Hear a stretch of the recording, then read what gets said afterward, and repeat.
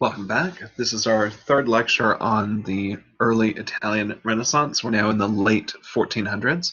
We'll look at artists in Florence, Venice, and in Rome. So these are really the generation just before the high Renaissance masters that you're most familiar with: Leonardo, Michelangelo, and Raphael. So you will start to see some connections there. We'll look at the work of Verrocchio, who was a teacher to Leonardo. He was the master that Leonardo was apprenticed to.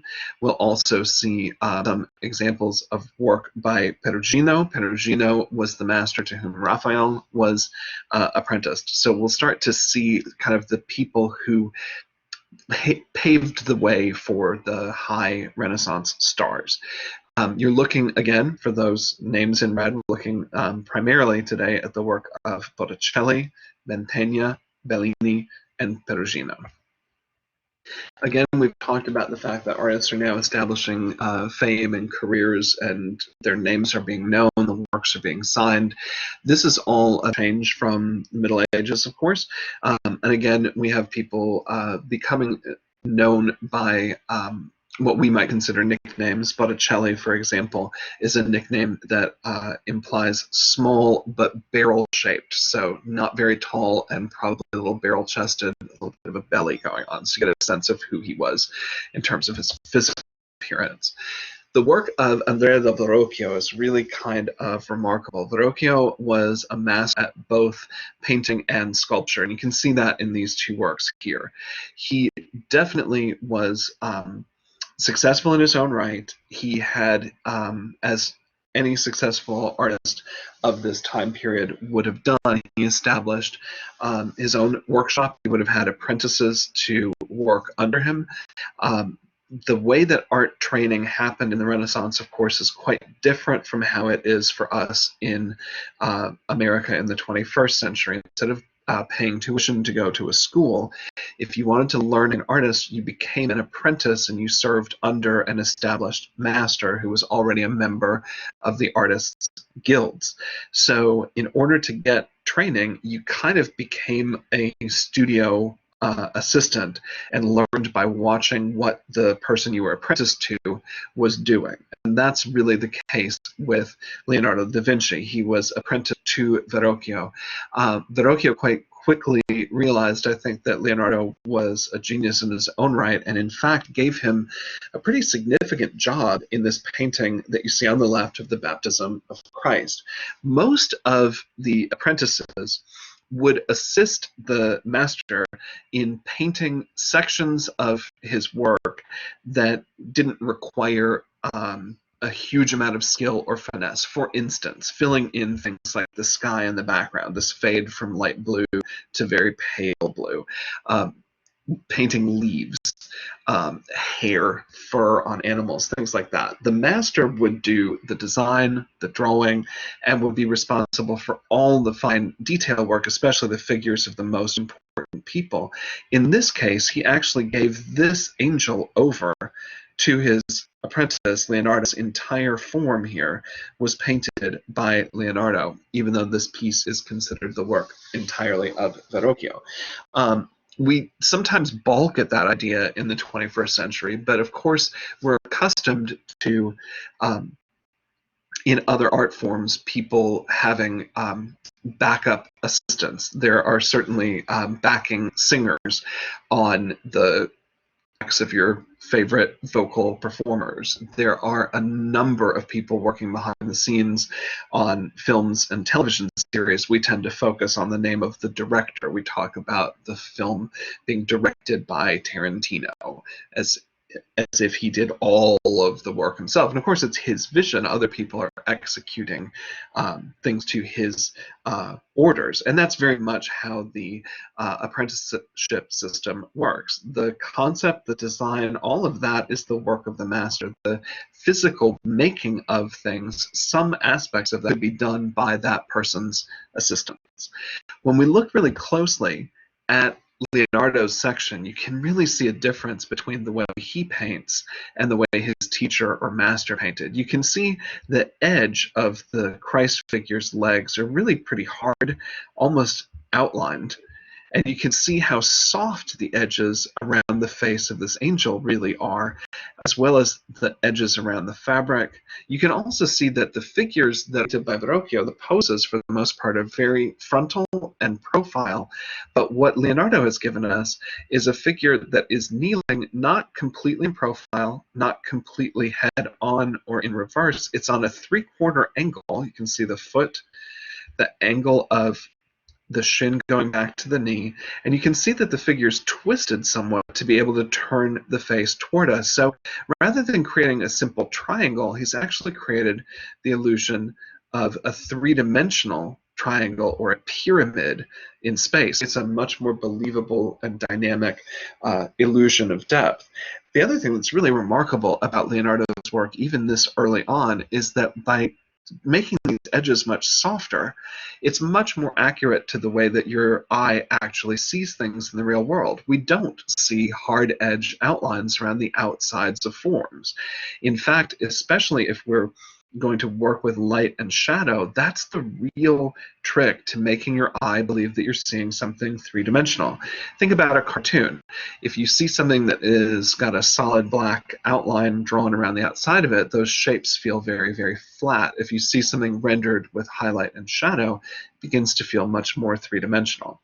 One thing that Verrocchio was successful at that Leonardo never succeeded at was casting in metal. And so this image here, this sculpture that Verrocchio was able to create, his equestrian monument to Bartolomeo Colonna, this piece is something that kind of stuck in Leonardo's craw. He was never able to successfully cast a three-dimensional horse and rider in bronze, and it bothered him for the entirety of his career. We believe that Leonardo, as an apprentice, posed for this statue by Verrocchio, his version of David, and you can see it looks a lot like what we saw with the work of Donatello. We also have artists who are quite successful in Florence, in Siena, and other cities being called to Rome to create work, believe it or not, in the Sistine Chapel. Now, obviously, this is not an image that you're likely to be familiar with, but it's a painting by Botticelli that's on the side walls in the Sistine Chapel. When we think of the Sistine Chapel, we think almost exclusively of the ceiling and the altarpiece wall painted by Michelangelo, but these pieces were there beforehand. They were painted by the generation right before Leonardo, Michelangelo, and Raphael. The Botticelli pieces that are, I think, the most iconic, the ones that most people are familiar with, though, are these, the ones that venture into not biblical storytelling, but for the first time in this unit, we're looking at images that actually relate to classical mythology. So it's kind of interesting to think that the majority of clients were looking for religious images, but we're also during a time in which the culture itself was really interested in reviving the arts and philosophy and literature and thoughts of the past. So remember that the Roman Empire had its original capital in the city of Rome, which of course is the capital of Italy. It's not as though the Italians are blaspheming necessarily. They're reviving their own culture. But now that that culture has gone from a pagan culture in Rome to a Catholic culture, it is incumbent on the philosophers and artists to try kind of pay homage to how good the art and philosophy and storytelling of the past was, and try to find a way to kind of meld that with Christianity. So some of the images that you see in Botticelli's paintings, even though they are of pagan gods and goddesses, very frequently you can see connections in what he's doing to some Christian thought. And that's what we have here with the one to know for the test, the birth of Venus.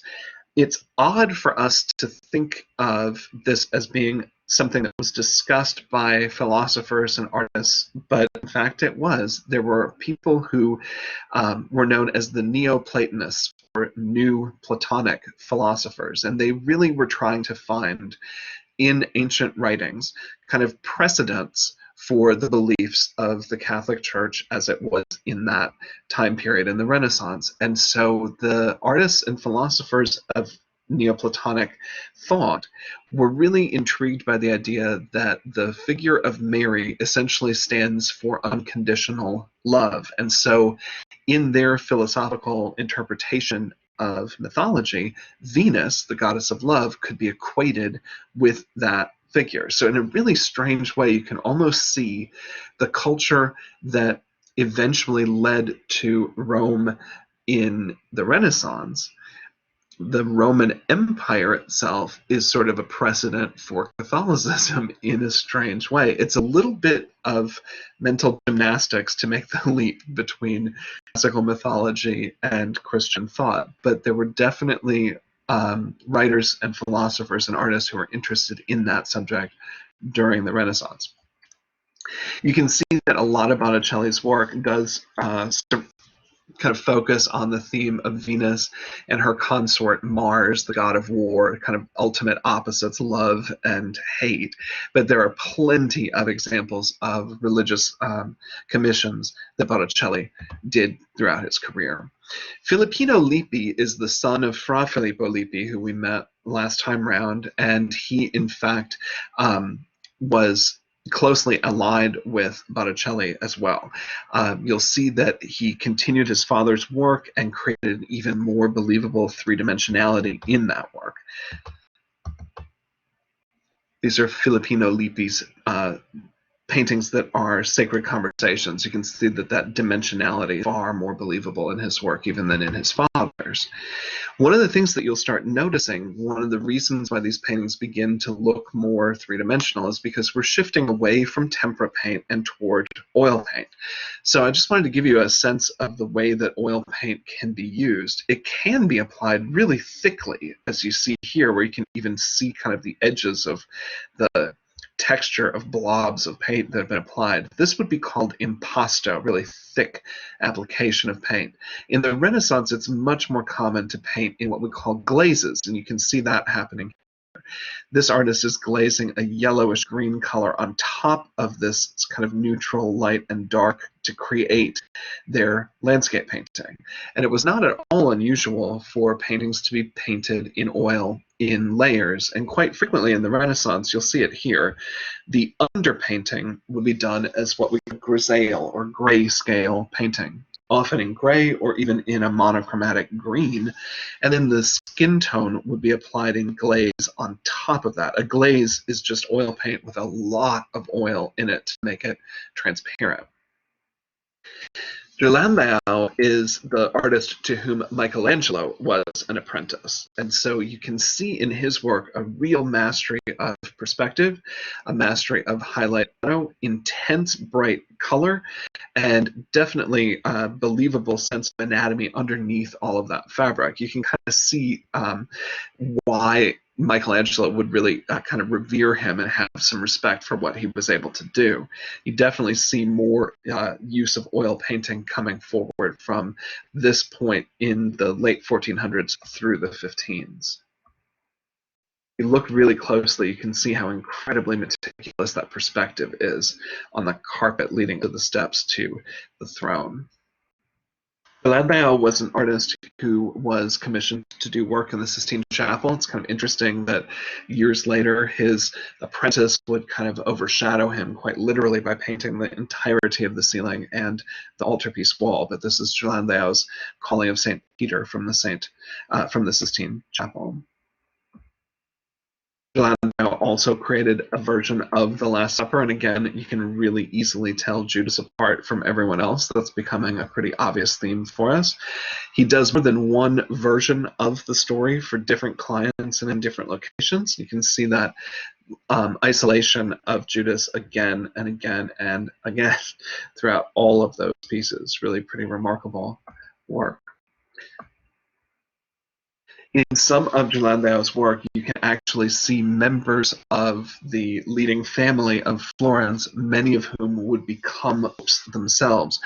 The office of Pope was controlled a little bit more during the Renaissance by families with money and power, as opposed to being just purely decision made by bishops about who is the appropriate messenger of God. It was a little bit more about who had the money and the power. So in the foreground, you can see people who were in the Medici court in Florence, some of whom became popes themselves. We have Lorenzo the Magnificent here, who will be really important in Michelangelo's career. And there are other members of his family there. Lorenzo's nephew Giulio, right here, is going to eventually become Pope Clemente VII, and Giovanni, Lorenzo's son, who is right here, Giovanni will eventually become Pope Leo X, and those are some of the popes for whom Michelangelo will actually create work in Rome as well. It's also, again, important for us to remember that there are a number of leading philosophers who are influencing courtly life and are debating the merits of reviving the art forms, the literature, the ideas, the mythology of this, and trying to attach it to what is going on in contemporary Catholic thought. So Medici family definitely was influenced by Marsilio Ficino. Marsilio Ficino was a Neoplatonic philosopher. He translated Homer. He definitely believed that the philosophers of the past were, in essence, kind of foreshadowing or precursors of the leaders of the Christian church, including Christ himself.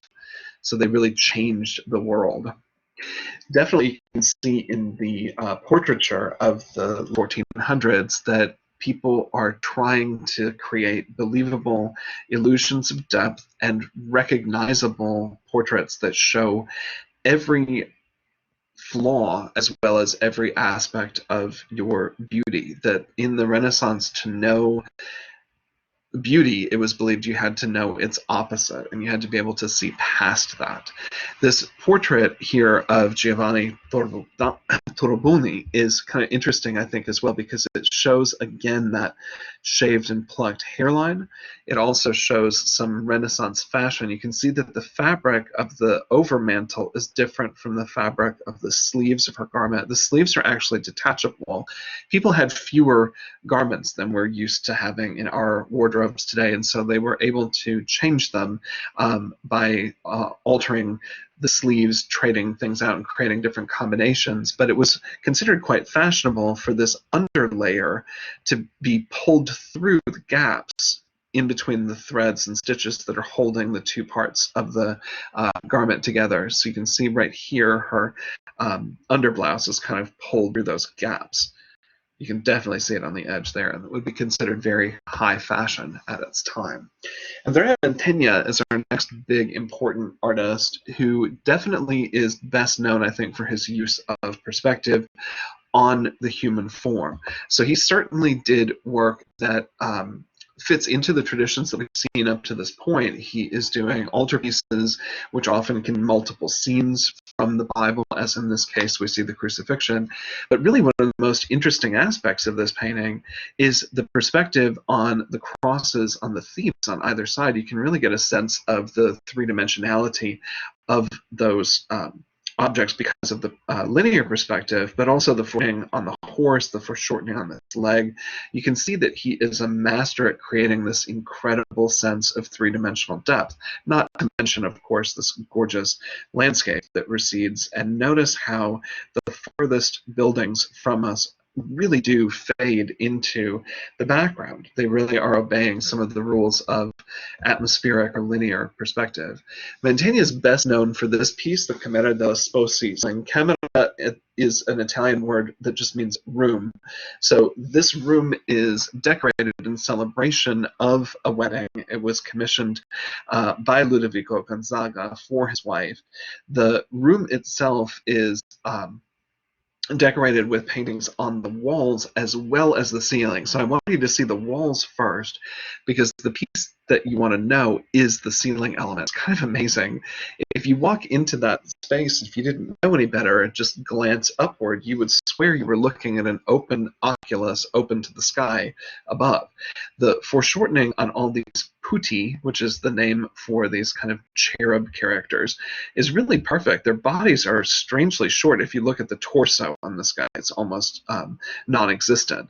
Foreshortening is the effect of perspective on a natural object like the human body. So the part in the foreground, what's close to you, looks bigger, and the part that's shortened is the length of the body. You can see him having some fun with us here by putting this wooden beam across and balancing this huge jardiniere precariously on that element. It would definitely be something that if you looked up, you'd feel slightly unnerved standing underneath it, and then realize that in fact it's a painted illusion. So if you look to the side here, you've got another vocab term to watch out for. Trompe-l'œil literally means to fool the eye. It's an illusion in painting that is meant to mimic reality so closely that we actually believe that we're seeing this illusion. This is a piece by Mantegna that he kept throughout his life. It was something that he kept for his own personal use. It is a great example of foreshortening, but it also has an odd flaw in it. The feet themselves, really, if you were kneeling at the foot of a bed looking across a body like this, the feet would seem much, much larger to you. I believe that he did this intentionally to try to not overshadow the face of Christ and make it seem in any way sacrilegious. So I don't think that this shows a lack of skill on Mantegna's part. I think this, in fact, shows him showing some deference for his subject. If you look at this film still from Italian film, there we go. You can see what I mean about how the feet should be much, much larger in comparison to the length of the torso and legs. So you can see that he's kind of created this illusion by making the figure slightly out of proportion in order to be respectful. As we move to artists working in this, you're going to see that the Venetian artists quite frequently use a little bit richer, more yellow sense of outdoor light. Venetian paint even has ground glass quite frequently mixed into the paint to make it even more luminous. So this is the work of Giovanni Bellini. Bellini is a really important Venetian artist. Among his pupils or his apprentices are Giorgione and Titian, and we'll meet them in the High Renaissance. So he's definitely as important for Venetian painting in terms of setting the stage for the High Renaissance as Botticelli or Mantegna, any of the artists we've looked at today. The Bellini piece to know for the test is circled there in a red border. On the left, it's one of his sacred conversations. That's the San Zaccaria altarpiece, Madonna surrounded by saints. You can see that he really is a master at using highlight and shadow and those soft edges. That's really going to become a hallmark of the art of the Venetians. Another Bellini triptych, the Ferrari triptych, almost looks like a completely convincing three-dimensional illusion. The frame seems to meld completely into the background. It almost looks like you're looking at sculpture or at real human figures in three-dimensional space. His strangest painting, and one of my personal favorites, is this one. This is a Bellini sacred conversation, but from a completely different point of view. We're used to seeing these with Mary on a throne with the Christ child, but in the center, here she is off to the side. We're used to her being right in the middle, kind of facing us, with saints on either side. And in this case, the saints kind of surround her. They stand in front of her. Saints to the side. It's really kind of remarkable to think that he's created this scene of heaven that also includes figures in the background that seem to be in some kind of almost imaginary space that is as if to say that heaven includes water, mountains, and sky, as opposed to just being clouds and angels floating around. It's really kind of an odd composition. Pedergino is definitely an important artist for us as well in terms of his influence on the art of the next generation of the High Renaissance. Pedergino's most famous pupil will be Raphael, and Raphael will do a version of this same subject. What you're seeing is the presentation of the keys of the church, symbolically passing the torch from Christ to Peter, who is to found the Catholic Church. If you notice, the figures of the disciples are all in appropriate garb for the time period in which they lived, but there are artists and figures on the sides in Renaissance garb all throughout the background. What you're seeing is almost as if this miracle is taking place in a contemporary Italian setting in Rome, as if to imply the miracles of the Bible are actually possible in our real daily lives. It's an odd thing, but we start to see more of this in the Renaissance, this suggestion that these are not just figures from the ancient past, but they're relatable to us in a different way. This is his piece from the Sistine Chapel. When you see it up close, it really is kind of jarring to see the biblical dress right in the Renaissance clothing. It's really kind of an odd thing. This is Pedergino's Marriage of the Virgin. Again, in the background, we have people in Renaissance clothing. In the foreground, we have a scene happening straight out of the Bible.